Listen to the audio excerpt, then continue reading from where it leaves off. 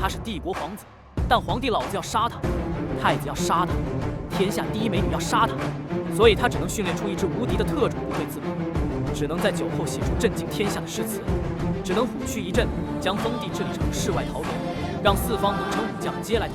司马哥护卫着司马兰进入兀堡，身后跟随着司马府的死士。司马兰走进兀堡，紧皱眉头，环顾四周。兀堡的城墙高3米，厚2米，虽然不是很宏伟，但却显得非常坚固。城墙上布满了剑痕和火烧的痕迹，这说明曾经发生过激烈的战斗，让这座兀堡留下了不少痕迹。司马兰心中一动，他知道这座兀堡不简单，曾经历过战争的洗礼，充满了一股强烈的战斗气息。在城墙上，望楼、角楼、阁楼一应俱全，虽然有些残破，但仍然能看出当年的威武之态。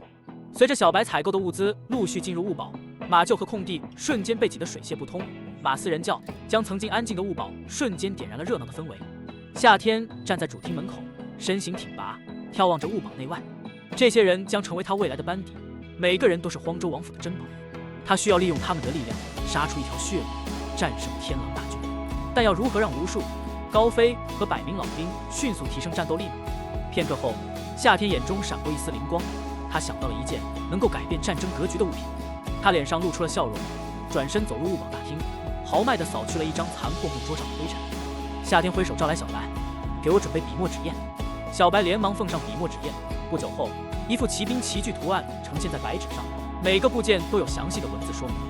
这幅旗具不仅美观实用，而且比现有的旗具多了2项功能。小白聪明地猜测出这幅马具的用途，赞叹道：“王爷真是英明，有了这件神器，我们的骑兵将会变得无往不利。”小白小心翼翼地将白纸收好，兴奋地去指挥安顿宿营。兀堡虽然破旧，但房间众多，经过简单清扫就可以住人，省去了众人在雪地上宿营的不便。夏天带着小白、卢术、高飞夜宿兀堡大厅，其他部众分房住宿。司马兰、司马哥率领司马府的死士住在主厅里的2院厢房。大雪停了，太阳露出了半边脸。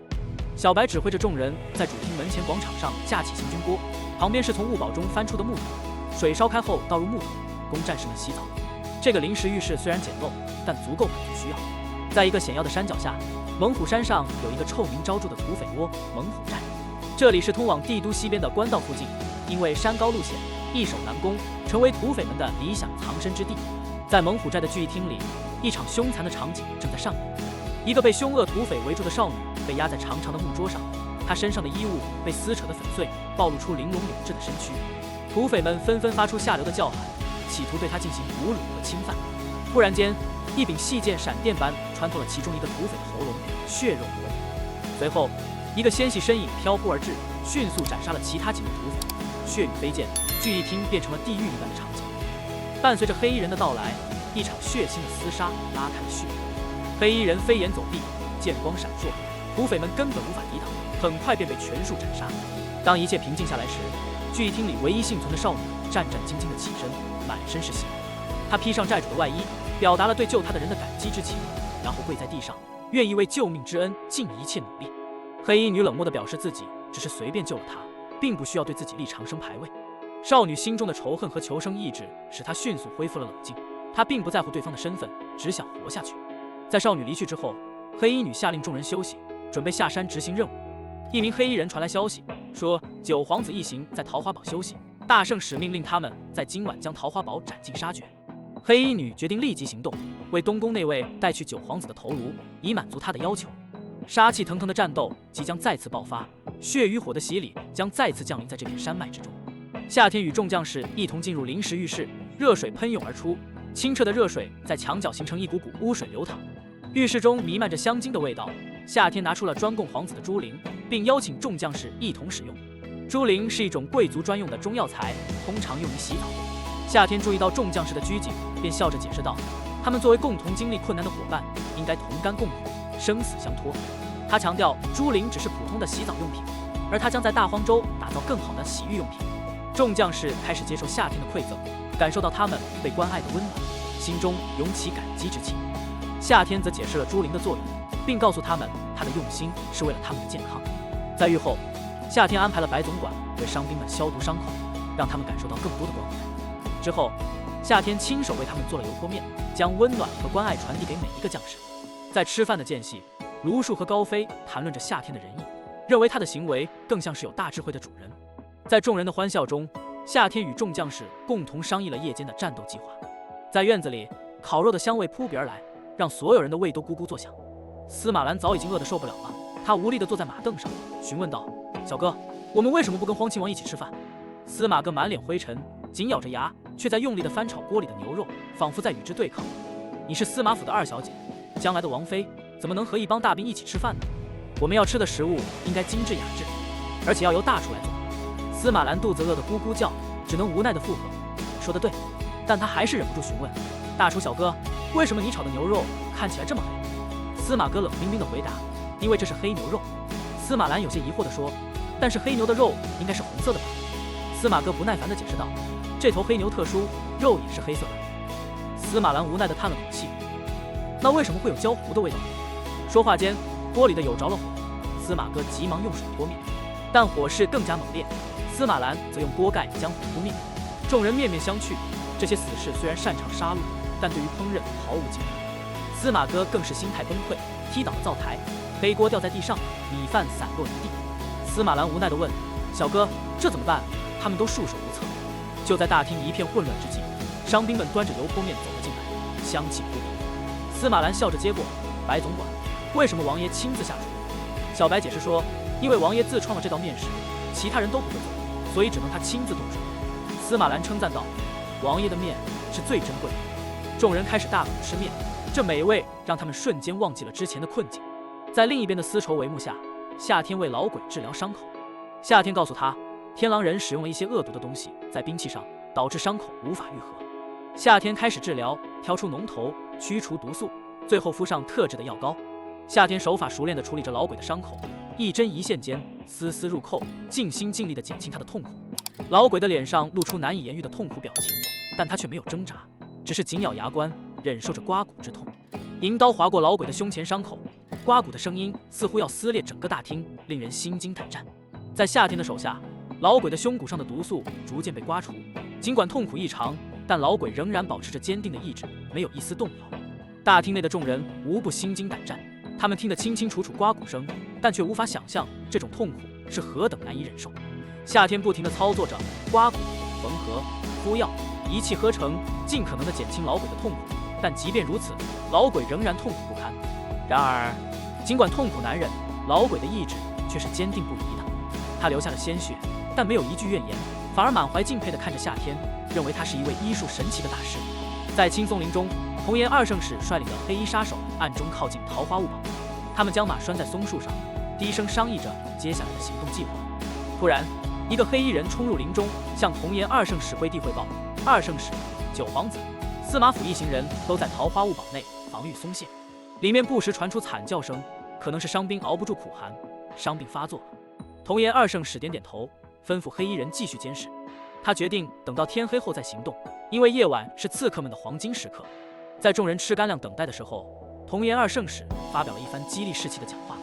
他告诉杀手们，任务很简单，就是刺杀九皇子。他向杀手们承诺了丰厚的奖赏，包括金银财宝和美人，只要他们能成功完成任务。夜幕渐渐降临，一队殿前侍卫也在前往桃花坞堡的路上。奉皇命为夏天送印章、黄袍、衣架。他们的领队是花无间，一个粗犷而心思缜密的中年男子。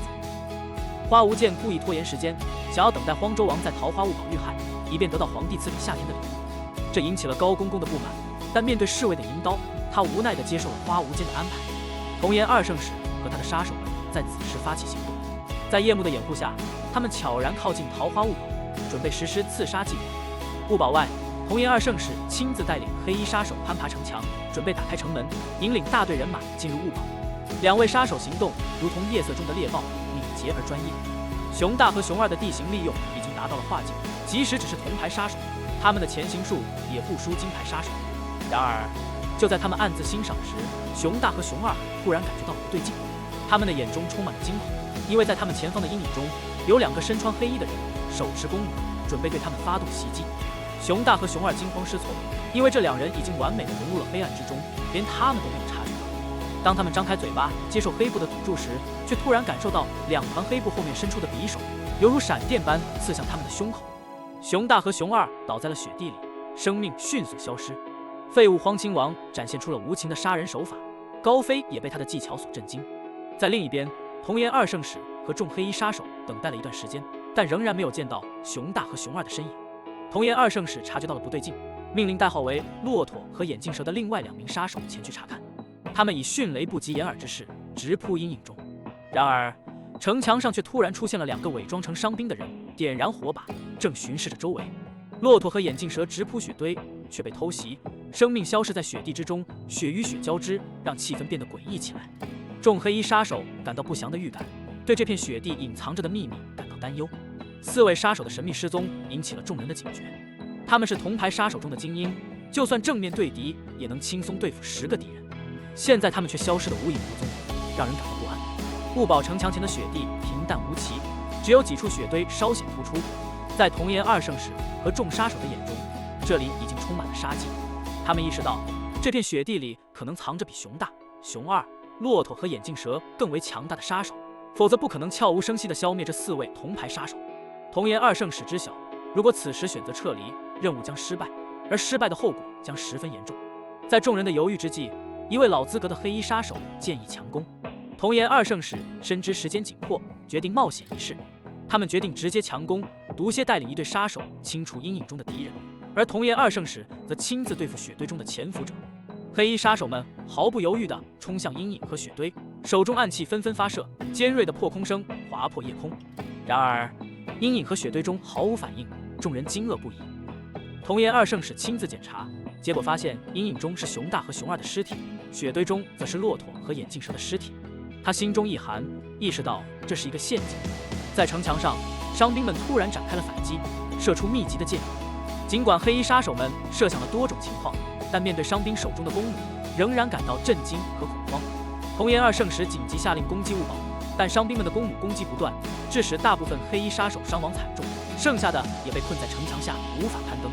童颜二圣使无奈地下令撤退，但伤兵们继续发动进攻。在激烈的战斗中，几乎所有的黑衣杀手都被杀死，只有童颜二圣使侥幸逃脱。夏天看到童颜二圣使凌空而起，心中震惊不已。而高飞解释说，他是一名2流武者，拥有惊人的跳跃能力。武者这个名词让夏天心中有了一丝嫉妒，这也是他从未深入了解的领域。在高飞的引导下，他开始探寻有关武者的知识。夏天对此一窍不通，只能装作对武者之事毫无所知。高飞便耐心地向他解释，武者就是修炼武道、掌握内力的人。夏天听后大感兴趣，尤其是对内力一词颇为好奇。在高飞的指导下，夏天逐渐了解了武者的级别划分。3流武者虽然最低，但已经能够轻易击败10名精锐战士，在江湖中称得上是高手，在军队中也能担任重要职务。2流武者更胜一筹，一口内力足以对抗100名精锐战士，地位更加显赫。而1流武者则更为强大，一人便能对抗1000名精锐战士，可在军中担任将帅之职。然而，高飞告诉夏天，1流武者之上还有一个更高的境界，即宗师境界。宗师可谓是战力无穷，一人能敌万军，被称为万人敌。夏天听罢，心中震撼不已。而高飞也提到了大夏国的宗师龙逆天，一个隐藏在皇宫的存在，拥有着令人震惊的实力。了解了武者的级别划分和宗师的存在，夏天对这片大陆上的武者有了初步了解。高飞也指出，虽然夏天并未修炼那家真气，但天生具备神力，擅长潜行、隐匿、刺杀之术，战力甚至堪比2流武者。在此期间，卢树率众伤兵赶下雾堡，事后伤兵们对夏天充满了崇敬。夏天的计划毫无差错，伤兵们对他的信任达到了新高度，而夏天也对伤兵们的表现颇为满意，认为他们不愧为亲卫营的精锐。在战场上，伤兵们发现了大量的战利品，包括身上带着的银票等贵重物品。按照军规，本可留下一部分作为个人收益，但夏天却规定一切战利品都要上交，这让伤兵们对他的认可更加坚定。高飞和卢树也深知军队需要大量的金银财宝来维持，因此他们对夏天的规定感到非常支持。同时，童颜二圣使在雪地中腾空疾奔，但不久后气息耗尽，他停下来询问谁。月光下的松树林中静谧异常，只有童颜二圣使前方战马的喘息声。他凭借着训练有素的夜视能力，突然迅速出手，向着松树后扑去，但却发现那里空无一人，连一丝痕迹也没有留下。他心中有些犹豫，不解地掏出一枚铜钱，以其作为暗器射向周围，却大部分射入了树干之中，仿佛被树林吞噬般消失无踪。突然间，战马们感到了前方的恐惧，发出惊慌的叫声，这让童颜二圣使不禁心头一凛。他立刻做好了战斗的准备，手持软剑，随时准备应对可能的危险。然而，他并没有料到一个出其不意的攻击。一名俊美少年突然从天而降，眼神中透着一丝邪恶的笑意。童颜二圣使心中警铃大作，但已来不及躲避，只感觉双手被夏天紧紧锁住，一股剧痛传来。他不禁惊呼出声，却发现自己已经完全被控制住了。夏天眼中闪过一丝异彩，他的身体虽然没有那家真气，但却拥有着惊人的力量和灵活性。童颜二圣使拼尽全力，也无法摆脱他的束缚，只得低声求饶。但童颜二圣使并不打算就此罢手，他偷偷藏匿了一把刀片在舌下，企图趁机行刺夏天。然而夏天却早已察觉，迅速将他的舌头控制住，使他的攻击化为乌有，轻松地击败了童颜二圣使。夏天获得了胜利，收获了战马，一切都发展得如此顺利。然而就在他心情舒畅之时，一道曼妙的身影突然出现在他面前。